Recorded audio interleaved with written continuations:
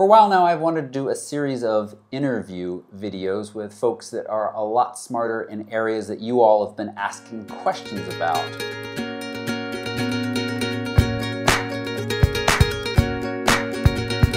I brought in my friend and awesome videographer, Bryant Naro of Slate Roof Films. Oh, go on. You're too nice. Formerly of Florentine Productions? Florentine Films. Florentine Films, who is run by Ken Burns, a name you may have heard. Yeah, Walpole, New Hampshire. Walpole, New Hampshire. Yeah.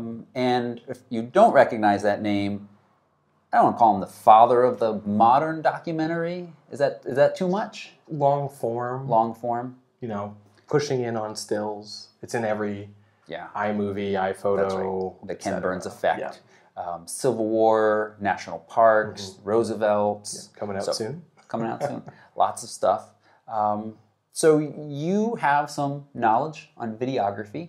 What would you say your specialty is? Because that's a huge field. I would say cinematography, specifically documentary. Although I've dabbled in, feature, commercial, all sorts of different things. But interviews are kind of what are paying the bills now. So I'll say that's what I do. Yep. And that's primarily why I brought you in. And thank you so much for agreeing to do this. Thanks for having me. I appreciate it. To talk a little bit about how to do a successful interview.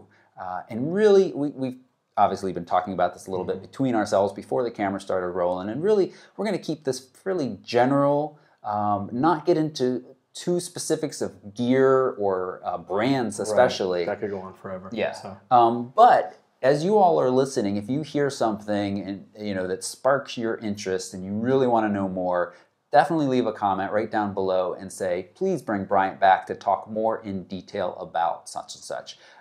Because we've talked about, there's a lot that we're going to cover today that could be its own half-hour video or longer. Right. I don't know if Bryant is ready for those kind of things yet. So, but just keep chatting. So. And also, selfishly, I brought him in for my own information because I'm pretty sure most of you know this. I am not a videographer. My background is photography, and most of the videos I do are these kind of talking heads. And I've been figuring stuff out as I go along, and sometimes paying a little bit of the noob tax for it, meaning buying a little bit cheaper gear that I just can't feel like I can afford the next thing up, and this is going to work good enough for me. And then slightly down the road, as it starts to break, or I realize it's got this disadvantage or that disadvantage. So I'm picking his brain at the same time you all are getting to listen in on this conversation. I would say that's absolutely true, though. The noob tax. I've spent a lot of money on cheap lights that broke, and then I bought good lights, and they didn't break. So I would say all the money I've wasted has been on low-end cheap gear.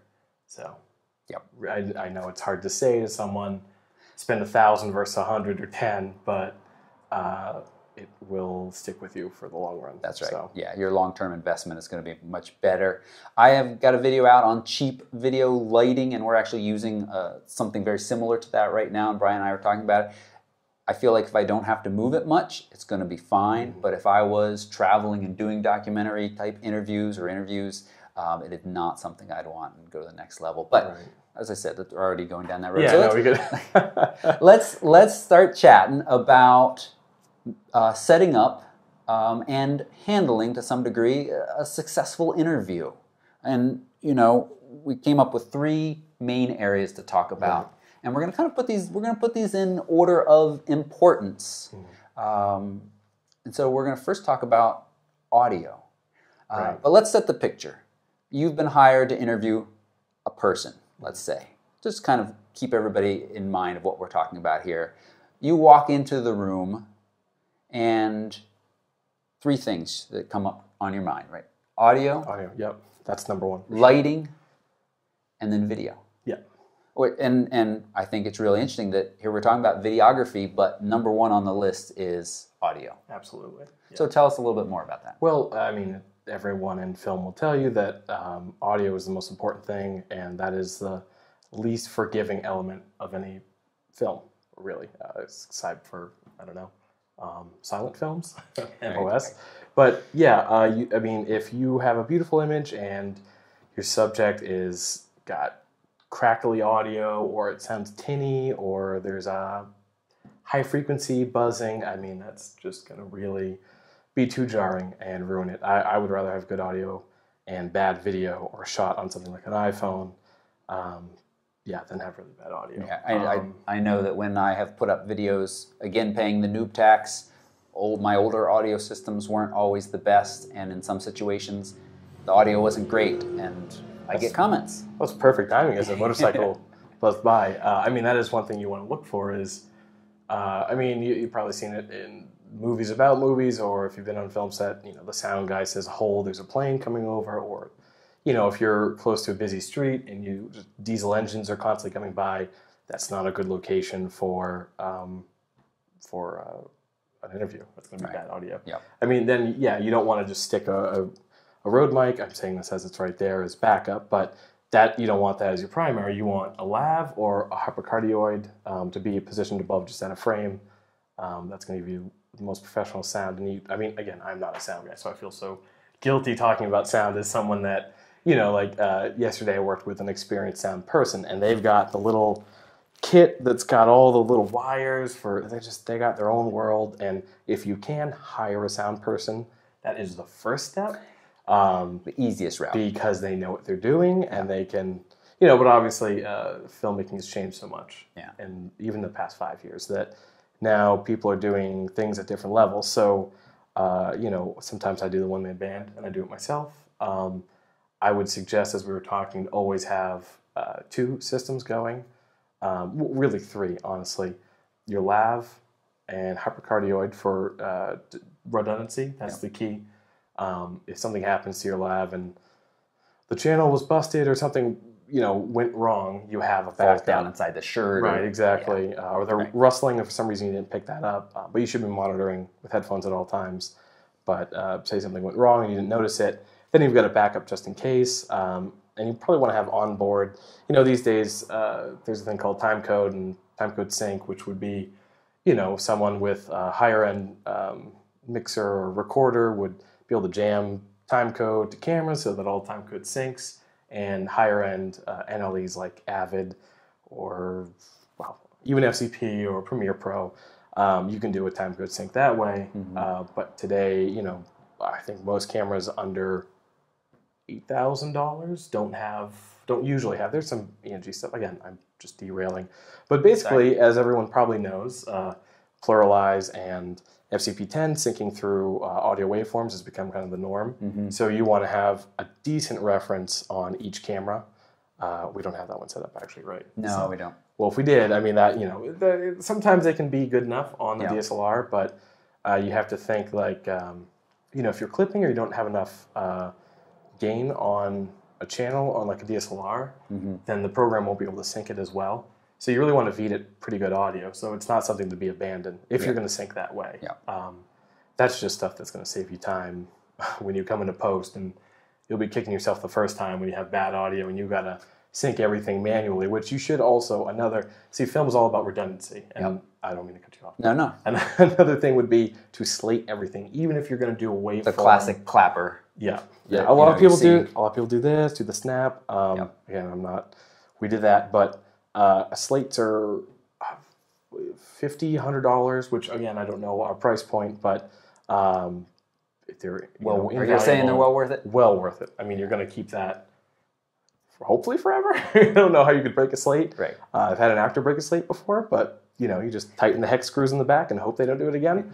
Throw some glue on there. But yeah, it's about redundancy. You want a slate so that you can manually sync this if you lose your reference channel. You want 2 audio channels. If one of them goes bad, you want a reference channel just for a Hail Mary of like the hypercardioid and this break and you need the reference. I mean, you just, with documentaries, there's no second chance. And that's why redundancy is always key. That's why any camera I have, I make sure there's, I can record to both card slots, things like that. That'll help out. But, that's not for everyone, price-wise. Yeah. And I do use Pluralize, and I've actually shown, I haven't made a separate video on that, but I have at the end of a podcast shown how I sync my audio with the video and the audio that's on the DSLR. And just so folks know, we're using our lavs right now, and I've talked about these before. These are the SM93s from Shure, wired into a Zoom. And then I have a backup Rode shotgun mic. No, it's not Rode. It's Shure. It's also for backup, but never had to use it. But it's nice there. It's there for peace of mind because there certainly are issues that arise. Good. So you've said lav, backup, stereo cardio, hypercardio. Sorry, hypercardio. Yeah. It's a hard one to spell. Is shotgun mic is a form of hypercardio? Yeah, there's a again I'm not a sound guy. It has to do with the how a cardioid waveform is, and the shotgun is obviously more. It's the equivalent of like a telephoto lens in that way. Yeah, I mean, basically you can just look for reviews for what's the best dialogue one. Yeah. I have a dialogue mic that I swear by. I can't even tell you what the name of it is because it is like a series of digits and some letters, but I can drop that in the comments or with you later. Yeah, that would be great. We'll put some list down there. Right, but so that's your physical setup. Yeah. And then you walk into a room, you can do the whole clap to see how the reverb's going. You want to turn off hum devices, refrigerators if it's catching, ACs if you can. I mean, I've been in bigger corporate buildings and academic buildings where to shut off the AC you have to talk to some guy, sometimes in another state. It's hard to do that. It's all remote control, yeah. So I mean, you can bring sound blankets, furniture pads to kind of pad things out. You can do the wall around a person. Yeah, but that's something I actually think this room probably could use. Right, it can help with some of the hard edges. Yep. But that's stuff that takes a lot of gear. You want to make sure everything is safe before you're throwing a lot of things over someone's head. With decency stands and sandbags. So sometimes that's not. Sometimes you just want to find another place, even if it was the perfect visual location. If the audio is awful, I would say it's a no-go. Yep. That's like, I mean, if people are coming in and out, you got to make sure of your traffic, and that can be a problem. Yep. But yeah, that's all I can really think of audio. I mean, just hire a sound guy if you can. Would be and if not, then make sure you got backups. And your audio, and just trial and error, learn about sound. That's the most important thing, is to just learn about it if you can. Yeah, practice on friends. Yeah, definitely. All right, so you've got a sound guy or your audio is all set up, and now you want to think about lighting. Right. Yes, lighting would be key. Lighting is, I would say, is second most important. Framing is kind of in there as well. I guess it's kind of like this. You have to think of them at the same time in a way, where you want to look around your location. If you're doing this for, your interviewee is. You're filming in their office or in the schoolroom or wherever it is that shows them in their place. There's depth of frame where you want to show, excuse me, you don't want to be like right up against a white wall because that's just nothing visually interesting. Yeah. It's video and photography, as you know, are typically about dynamics of frame, and be that contrast in light, contrast in depth of field and depth of frame.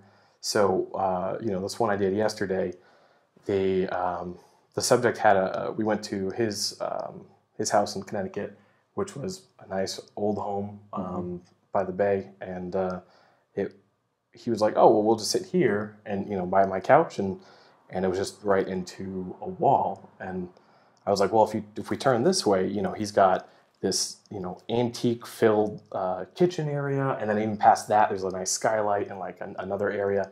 So I was just like, well, we'll film this way, and we'll have all this frame to work with, all this depth, and depth is pretty key if you can. So what I like to do is maybe give like 10 or 15 feet between subject and background, and then that's a good distance. It is a good distance. As we stand against my background. I mean, it depends. It depends what it is. Yeah. But that's my ideal, is to have 10 or 15, and then, 8 to 10 between sensor and the subject. Okay. Just to give me all that to work with, because I'm working with telephoto for most of it. Yeah.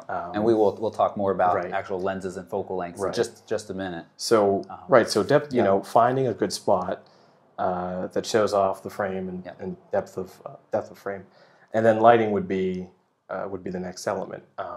Be it using natural light, which, as I spoke to earlier, people tend to think natural light is easiest because you don't have to do any setup time, and it's free. Ready to roll. It's free. It's not, yeah.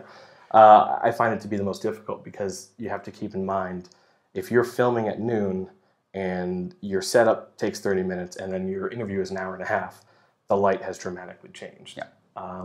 So, something like Sunseeker, which is an app that, is the AR, whatever, augmented reality. Yep. Look where... It shows you its path through the sky. Where the sun's going to go. Kind of give you an idea of... And it's hard. I mean, usually you want to scout a location if you can, but that's not always possible. You scout a location at the time you're going to be shooting. Is that... At the time, yeah, at the time of day that you would be. Or you can, you want to make sure, like, if there is a White House, if there was a White House right there next to that window, and, the sun just hit something and it bounced off, that would dramatically change our lighting in this room. Yep. So, a lot of planning and foresight would play into natural lighting. I ask a question. What if you set your camera on auto so that it adjusts for the changing in light? Right, I've never done that. Why haven't you ever done that? A lot of reasons. Control. You don't have control. That was kind of a leading question. Right. I was pretty sure I knew the answer to that. No. Okay, so why wouldn't you do it? It would be kind of like when you... it will be jarring. All your footage would be different looking as you interwove the piece together. Yeah. The sameness is what you want. Yeah. Continuity is an important term in film because it can be jarring otherwise if you don't have continuity. I would never trust auto for anything because a computer can't tell you what looks good. A computer just says this is exposed by a standard that you already set. So yeah, I wouldn't do that. I think that's all that has to be said. I think, but it's a really important point of that continuity and talking about natural light and how much it changes. If it changes gradually often, and you could set up and say, well, it's going to slowly move across the sky. But if you need to cut or splice, even a period of 15 minutes can look pretty significantly different. Right. And that's going to be jarring. And not only assuming all the ratios of your light are similar, that's going to be jarring. But realistically, what will happen is your ambience will come down or your backlight will come up or something will just be off. Yeah. A key will look too dark and there'll be this huge blowout behind them. Just a lot of things like that will happen. Yeah. So. And again, I say all this as I'm letting some natural light come in plus ours. So there may be some changes. I don't expect that we're going to need to slice and cut any of this. So hopefully it's not noticeable. Right. This is fine because there's no source behind us, like a window, that would really give that away. We're using, I would say, a very little ambience. Okay. Because mostly it's coming from this key over here, which is sort of bouncing all around and then giving us just a nice, a lot of light everywhere. Yeah. So I wouldn't expect ambience to be a problem here. But okay, good. I hope not. So folks think natural light is easy, but because of all of the changes, not necessarily. Right. Better to set something up.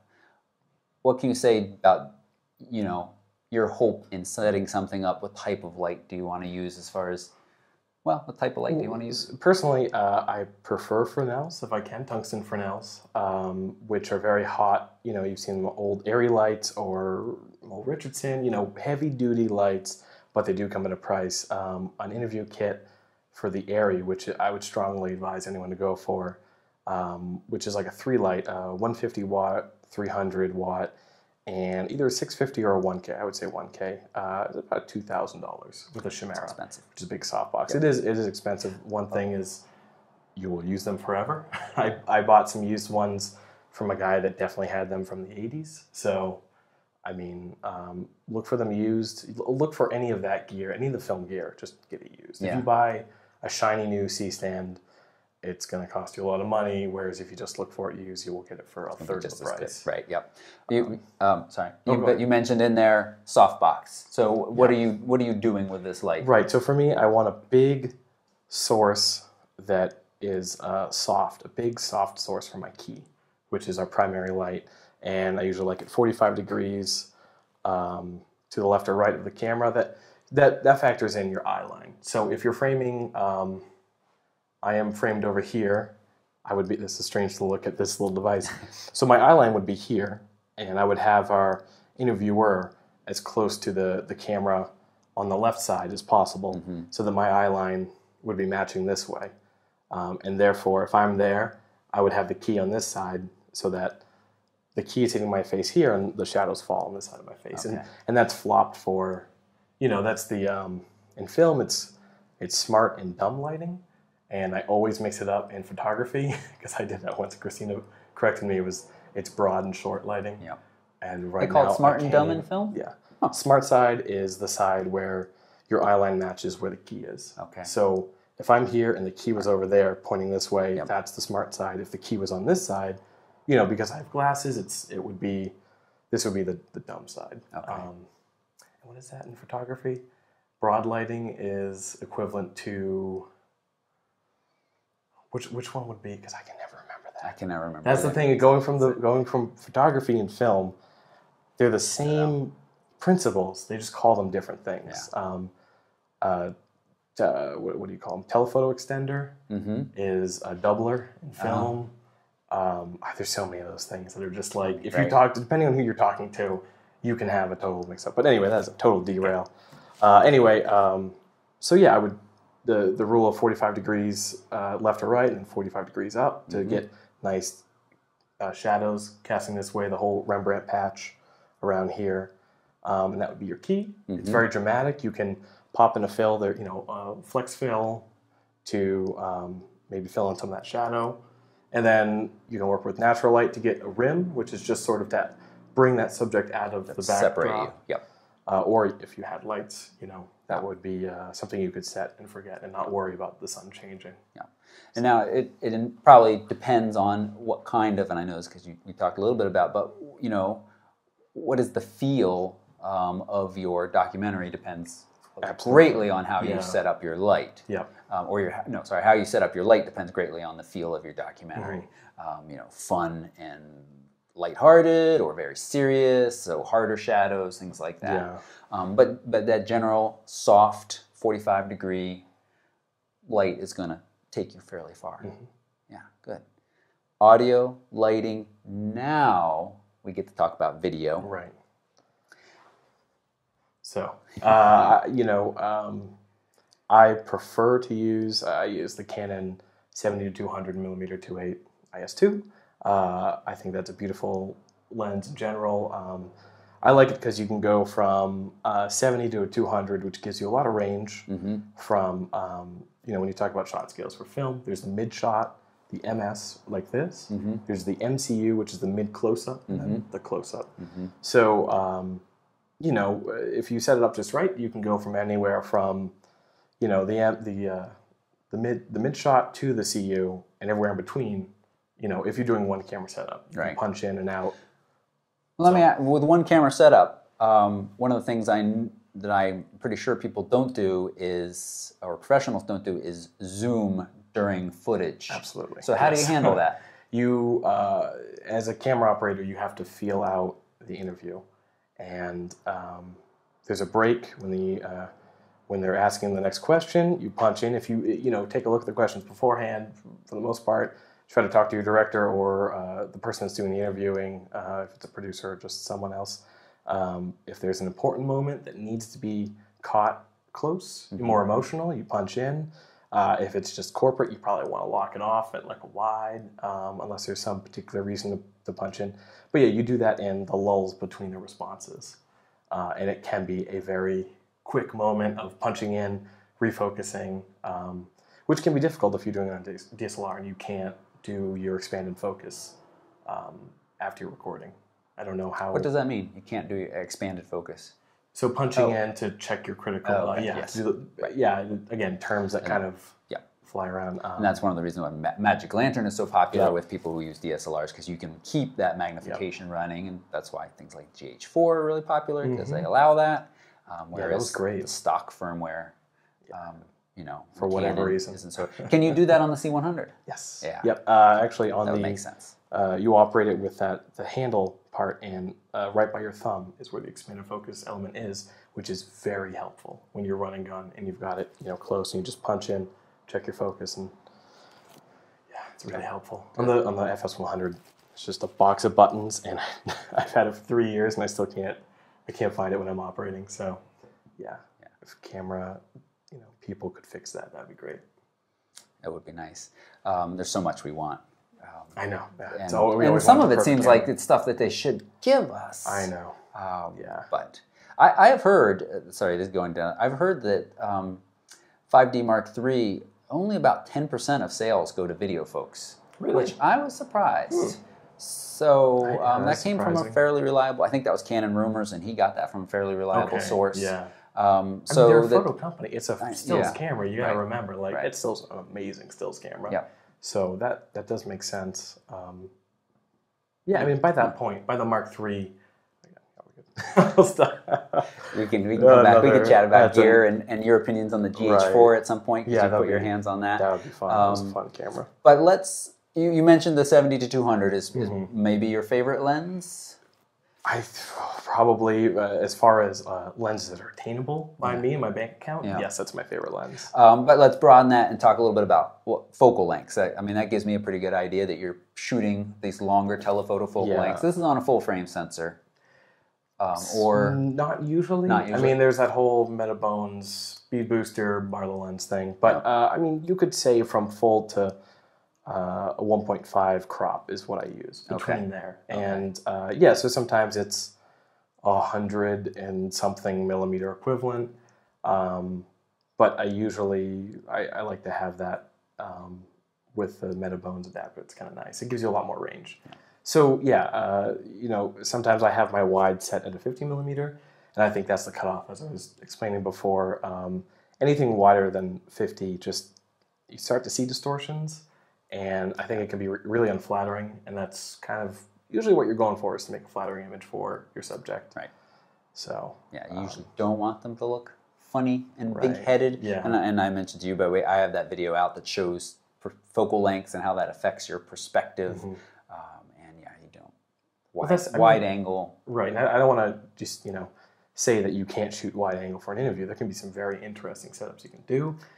But you have to factor in everything in the frame, and it has to be hopefully not jarring or distracting to the viewer if there's just a whole bunch of stuff that can throw off the geometry of a composition.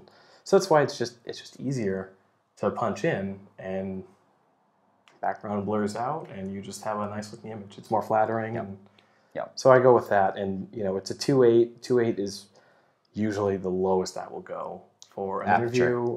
We were talking about this earlier, but your depth of field is the most important thing with a subject. And if your subject is going to stand there and not move, you can be at a 2.8. You can be a little more, depends on your sensor size and what focal length you're at. But telephoto is going to obviously make your depth of field smaller and smaller. Yeah. But if you need to know your subject at least decently well before you set up that. If they're rocking back and forth, which you'll find people do, even if you ask them, it's just instinctual. People do that. Yeah. You're going to be having a nightmare it's going to be a nightmare rather, trying to pull that focus back and forth. To which, if that's the case, go wider and set it to 4, 5, 6. Be safe. Yeah, definitely play it safe when it comes to that. I've had to do that in the past, and I wasn't happy with the frame, or I wasn't as happy as I was with the telephoto. It wasn't as pretty, but it was legible. You could see the person in focus, which is the most important thing. Yeah. So, I mean, similar to photography, you're trying to balance that separation of your subject to have that kind of 3D look. Yeah. Avoid the flat look, and give a little context, because you talked about setting up for the gentleman yesterday, a little bit more of the space that they're in. Yep. But they need to be in focus. Yeah. That is, primary. That makes sense. Yep. That makes sense. Wow. That was a lot. How far did we go? We went that far. And actually, while you were talking about being really careful about wide shots, I had to restart this. So we went to the GoPro definitely for a second. So that'd be a great, nice, messy wide shot for us to look at while you're doing that. I think this was a great beginning discussion. We'll throw some links down in the bits down below. Great. For folks who want more information. And as I said, if you've got questions for Bryant, well, I should say, if you've got questions you want to see answered in future video, let us know, and we'll talk about that and try to make that happen down the road. You're a busy guy. I'm happy to help whenever I can. Planning a wedding. I'm planning a wedding, yes. Shooting a lot of stuff. And I want to put a plug in for Brew Hampshire, which was your documentary that you and your fiance made and funded successfully on Kickstarter. Thank you, Kickstarters. Yes, that's awesome. And just tell us just a little bit about that and why you wanted to do that and what it shows. Well, so we left our previous jobs to make our own documentary company, Sleeper Films, and we like film because it's our passion. So we were thinking we need to just follow our passion and just start making something. And it started with a micro doc about Throwback Brewery, and that is on the internet. I don't know if I can link it or not, but absolutely. So it's the first link right below this video.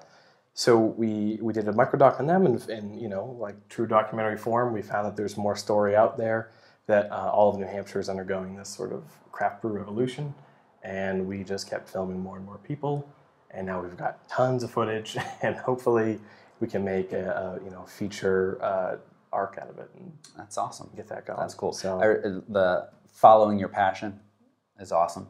That's something tough. That it's a tough thing to do. Yeah, it's scary. It is scary. And that's something a lot of people said to me when I said, I'm going to leave my day job and do this full time. And everybody that I've talked to has been so positive, and they said, it's your passion, it's going to work. Yeah. It seems to be working for you all. It seems to, yeah. I mean, well, that's good. We'll see. We're always a little hesitant, but it's been fun, at the very least. So. Yeah. Well, thank you so much for talking. Yeah, and anytime. As I said, you got questions, leave them down below. We'll bring Bryant back and answer specifics at some point in the future if I can get into a schedule. Yeah, absolutely. Thanks for watching. Bye.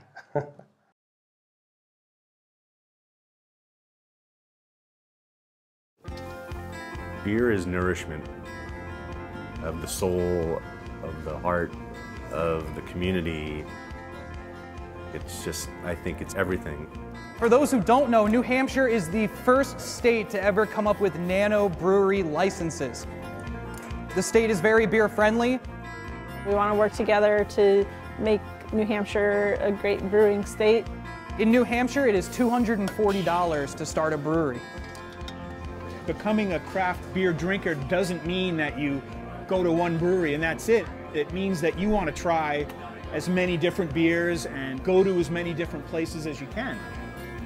Beer business is good for beer business. It brings everybody up. I like drinking good beer, but when you actually know the people that make the beer and they're really nice and you want to hang out with them, it sort of makes that beer even taste better than it actually is.